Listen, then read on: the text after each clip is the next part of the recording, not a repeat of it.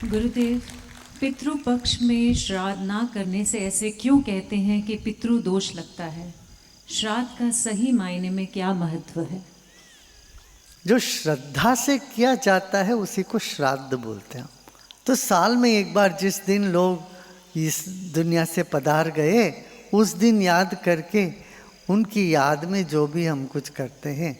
आप देखो, किसी का जन्मदिन है, बर्थडे माने बर्थडे केक काटते हैं, जीते जीते ये केक काटते हैं उनको खुश करने के लिए, उनको तोहफाएँ देते हैं, उपहार देते हैं, माला पहनाते हैं, ये सब करते हैं। ऐसे जो इस दुनिया छोड़ के पधार गए हैं उनको भी याद करने का एक अवसर है।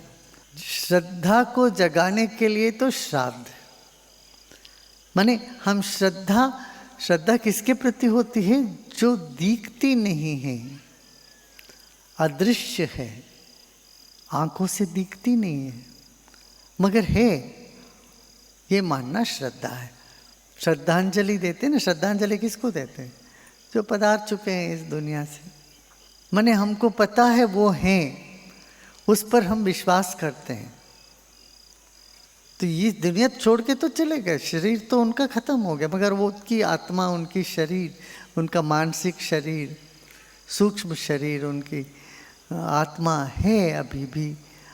वो जो आत्मा है उसको शांति मिले, तृप्ति मिले और उनसे हमको आशीर्वाद मिले, इसी भावना से श्राद्ध करते हैं।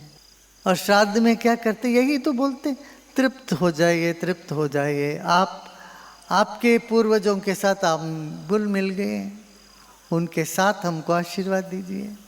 तो 3 पीढ़ी को याद करते हैं श्राद्ध में, यही है।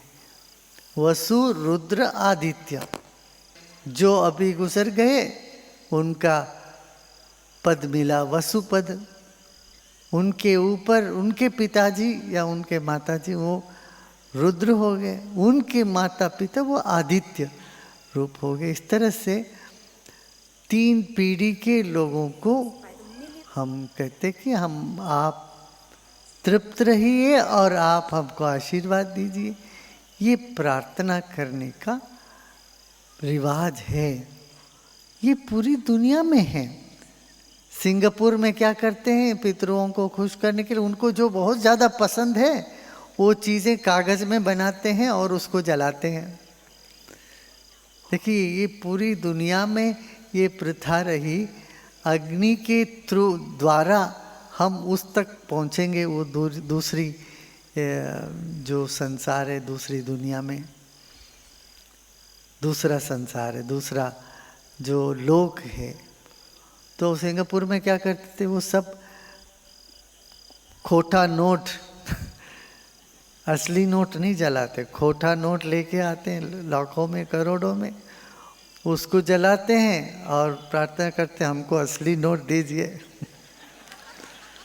आदमी इतना चालाक हो गया है। ऐसे कागज का बेंज कार बना देंगे, रोल्स रॉयस बना देंगे, सड़क पे रख के उसको जलाएंगे और उनकी प्रार्थना होगी हमको असली बेंज कार दे दीजिएगा।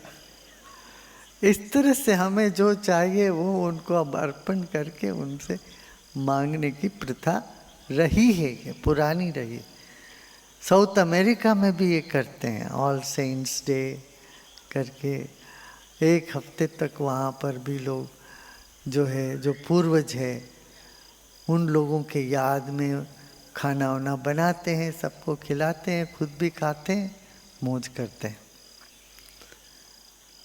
तो हमारे देश में तो है ही, गाय को खिलाओ, कौवे को खिलाओ और आदमी खुद खाइए। यहाँ के हमारे कोई ज्योतिषी ने साउथ अमेरिका आदमी को बोला कि आप कौवे को खिलाओ, आपके पितृ रूप में वो आते हैं। वो बोला हमारे देश में तो कौवे नहीं है, हम कौवे ले जाके पालें क्या?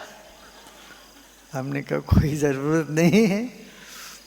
इस तरह की जो एक प्रथा क्या था, सब जीव जंतु को अपना मानो, तुम्हारी दुनिया के ही हैं, कौवे भी, गाय भी, घोड़ा भी, कुत्ता भी, चींटी भी, रंगोली बनाते तो रंगोली ऐसे सिर्फ रंगीन वो चूना लेके नहीं रंगोली करते थे, आटे से रंगोली करते थे। चावल का आटा हो, गेहूं का आटा हो, फिर वो क्या, वो दूसरे दिन तक चींटियां वो सब खा जाती थी। पहले दिन की रंगोली दूसरे दिन सुबह तक वो खाली हो जाती थी, फिर नए रंगोली लगते थे।